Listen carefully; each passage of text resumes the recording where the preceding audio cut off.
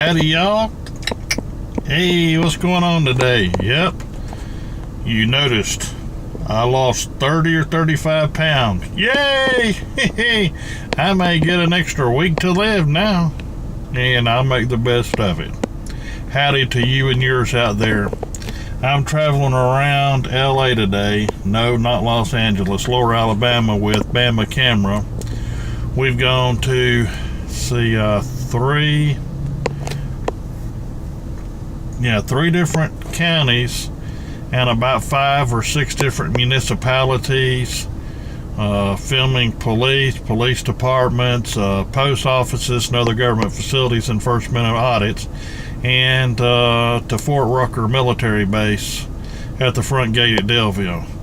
Anyway, the federal police pulled up and I guess basically kind of gave the glad hand. We see you, gave us, a nod, everything's good, no problems. And they rolled on about their business. And so far, the post office, which is some of the work he's doing now, no problem. When we went to some other police departments, either nobody's come out. At the county jail, nobody come out. One woman police officer at one department, she had her windows down sitting in the parking lot of the police department. I don't know if she's coming on duty, off duty, doing paperwork, or what her deal was, but she saw Bama Camera out there and just kind of, gave him the eye like, I see you, I ain't approaching you, ain't talking to you. And he videotaped her, videotaped the office and the department, everything, no issues.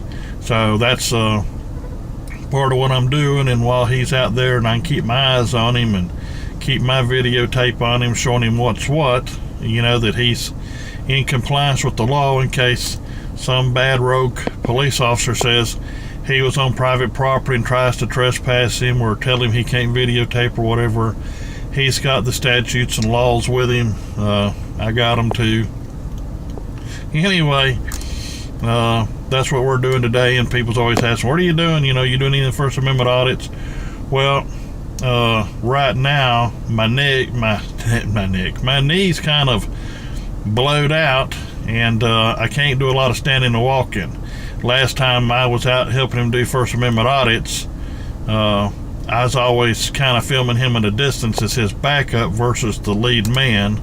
So yeah, I've been out here. This is my second go around, and I helped him, me and him put out a fire. A lady's car caught on fire, and he's agreed to let me mirror that video on my channel. So probably today, tomorrow, next day, something like that, I'm going to copy it off. It's about a month ago where we helped put out a lady's fire. And in fact, one of my old police partners I used to work with here, about 6 years ago, he's the police officer showed up to help direct traffic and get the fire department in there and get a wrecked truck in there to help get her vehicle out. As a matter of fact, the lady that was the victim of the fire, she knew the officer real well too, and he's a good guy, and so he took good care of her. And anyway, I'm gonna put that on too. So these are just more chit chat videos, and I'm thinking about a dilemma. Okay, in some police narratives, we have used the word dilemma, meaning it's a complex or convoluted issue where the waters are muddied up and there's no way we could make a discernment on how to act. So we put in there, due to the convolution and possible delusions with some of the participants, and in fact some of the it's diluted, convoluted, muddied up, but we'd say that there's a dilemma to the point that this officer cannot make a discernment as to the proper action. So at this time, this matter will be referred to the state's attorney or district attorney or county attorney for assessment and determination, which is the absolute best way. If a cop doesn't know, he just gets all the information and puts it on up the flag and says, look, I don't know. It's above my pay grade. I don't know the answer to this. It's complex, it's convoluted, there's a dilemma involved. It involves right-of-way, real estate, land, not real estate. Say if somebody had land patent titles and they're saying there is no right-of-way here, my property goes to here, and people's parking vehicles or trucks along the roadway here, and they don't have no right, and maybe they put up spikes and people tore up their tires, and the police get involved.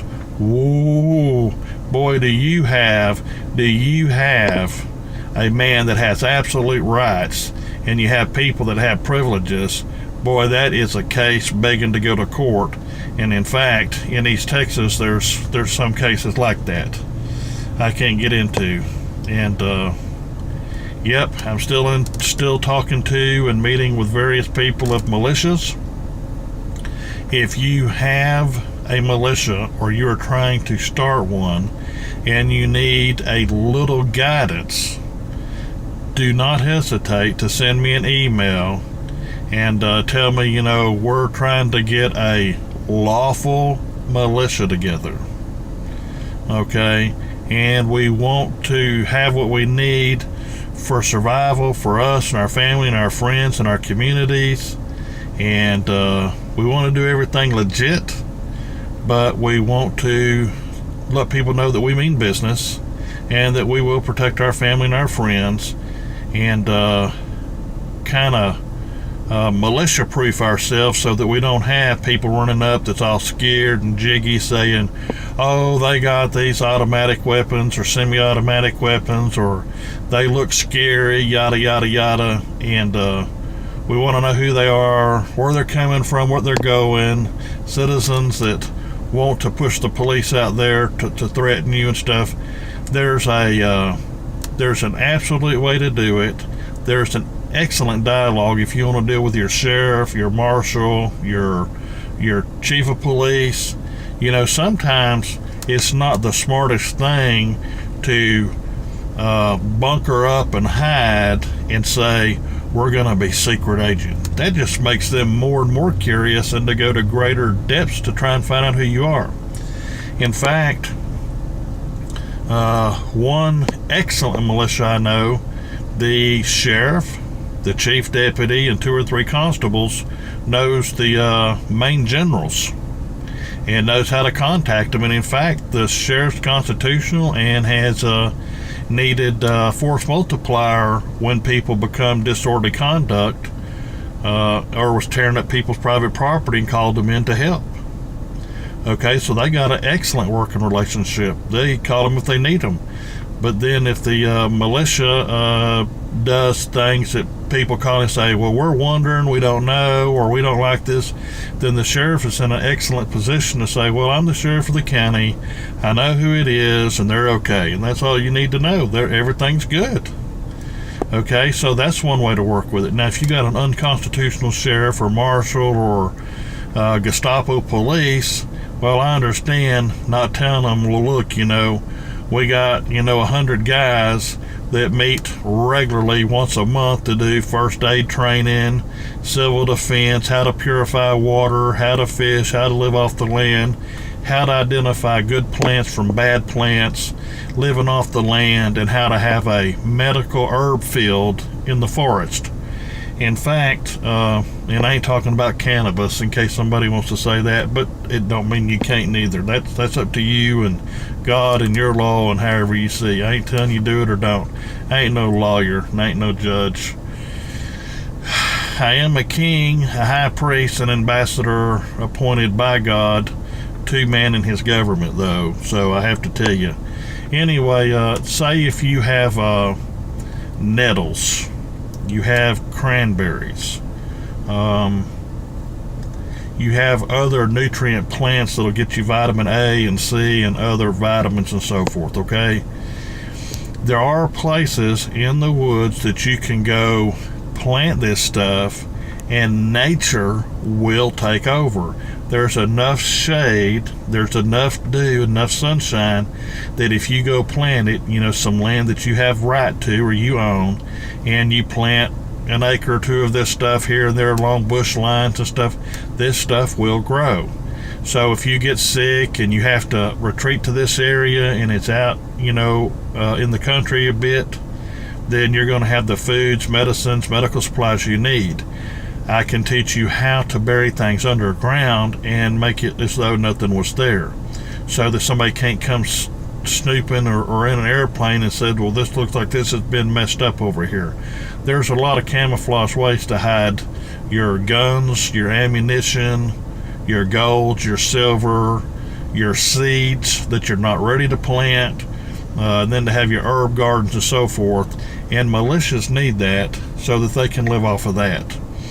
And I've been learning a lot about rabbits and multiplying rabbits as a food source. Anyway, yo, thank you. That's a left-handed salute. That's for all the weirdos, all the policemen and firemen and anybody else that salutes. There's your right-handed salute. Okay. Well, like I say, if you got an idea, a thought, a question, concern, email me, Daymond, DAYMOND 4040 at yahoo.com. Daymond4040 at yahoo.com. I've had this account like 17 or 18 years. It's the only main one I've had. I do have other email accounts, but that's the main booger bear I check usually anywhere from 2 times a day to 10 times a day, seeing if email come in. And some people just want to know, do I agree with this or disagree, and I can give them a one line, yeah, I agree or I disagree, or I'll do a video on it if it gets too complex. Okay, please subscribe. Please tell your friends to subscribe. It'll help me out. Not right now, but if I can get 1,000 people or more, I ain't just sitting here chomping the bit waiting to get to 1,000.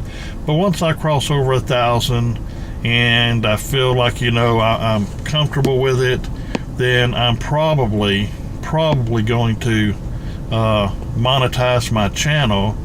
That way it can help my church. I mean, I spent thousands and thousands and thousands of dollars out of my pocket for people that's in the church and people that ain't in the church that was sick, lost, and needy for food, medicine, other stuff. I'm saying this is a way that whether I got $50, $200, $500, whatever I could get off of the monetization, I'd let it go 100% to the church. Nothing to me, but 100% to the church. That way, if I got a neighbor, I find somebody in town, just like somebody need a pair of glasses. Well, they got a well of a deal, but it was $80. They didn't have it. I didn't have it. But I went and found somebody that did have the money to get it to them, so they got their glasses. And I was in a group one time where there was a lady going to have her natural gas cut off, and it was freezing. And we got up the money for that. Then there was a little girl that needed glasses, and we got up the money for that. So sometimes I belong to a prayer breakfast group, and we'll come up with money for things like that. Or I belong to some other fraternity or group that did good work for families in need, or a fire department or police department that we actually did help some families. So I've done a lot of charity work my entire life. Well, now I do it, 95% directly through my church, because I get to see where it goes, and there ain't no big application process. It's just if you're trying, you ain't a criminal, you ain't trying to screw people over, and you need some glasses, you need a pair of shoes, your children need a pair of shoes or a coat for the winter, or y'all need a fan in your house, or a window unit. Whatever it is, we try and do what we can through the church. But that's been out of my pocket 100% to 95%, depending. I've got a just minimal donation, very minimal from time to time. So this is a way it ain't costing you nothing. You would just watch the ad. But I got to get 1,000 people to do that so that I can get them few $100s a month and buy a bag of groceries. It wasn't too long ago, me and my wife, there was a husband and wife, and they had 4 or 5 children, I forget. Anyway, I know it wasn't a fortune, and we didn't have a fortune, but we went down and bought $100 worth of groceries for them. We got them some bread and some meats and beans and rice and noodles and other things that were needful. And I don't think the water they were drinking was the best. Got them a case of water, some other stuff, and then put a tank of gas in the man's truck. Okay. Plus he did some small engine repair to bring in some money too, but it just wasn't enough, and we needed any work. We gave our work to him too. So anyway, please subscribe, please pass it around, and if you had anything that you want to give to me or to the church as a gift, you can do that through my PayPal account. That's again Daymond, DAYMOND 4040 at yahoo.com. That is my PayPal account. So, just make sure and put in there it's a gift, and in that little thing write gift to your church or gift to me, or whatever you specifically want it to go to, and I'll see to it that it gets there. I'm a beneficiary. I don't have no income anymore. So I don't want no income. It's just gifts only. And if you ain't got it, don't worry. Just watch and learn. Maybe you will get it one day. And if you say, well, all I got's $1 and that ain't going to help. Bull. Dollars add up.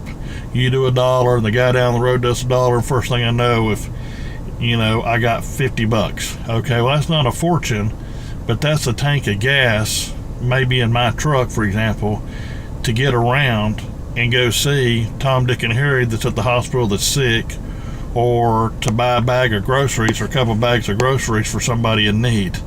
The need just is always changing. I don't never know what it is. Anyway, thank you. God bless you, and have a super great Jesus Day. And I am me, and you are you. Be safe and hide out. That is all.